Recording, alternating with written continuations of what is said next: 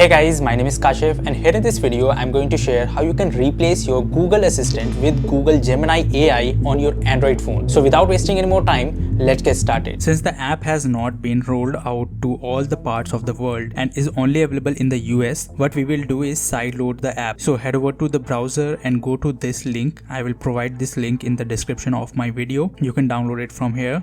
Install this app, and if you don't have permission to download this app, make sure to turn on the unknown sources from the settings.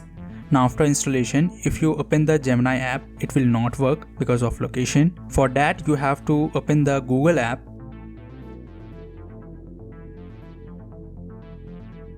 and tap on profile icon in the top right corner. Next, tap on settings and then select Google Assistant on the next page. Then you have to select languages and tap on currently active language. This will show you language section menu. You have to select English United States, and that's it. You can relaunch the Gemini app and it should work.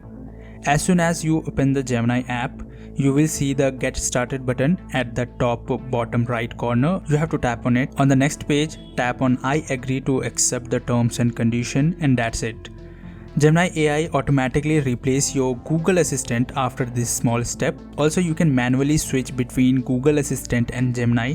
Don't freak out if you see that your Google Assistant has been wiped out from your device. You can bring it back. To do that, head over to Gemini app and tap on the profile icon at the top right corner, and then you have to tap on settings in the drop down that appears, and next tap on digital assistant from the Google option at the bottom, and here you can tap to select the assistant that you want to use, and it will instantly be set as your primary assistant, whether it is Gemini or Google Assistant. So guys, this is how you can replace your Google Assistant with Gemini. If you have any query, comment down below and subscribe for more videos like these.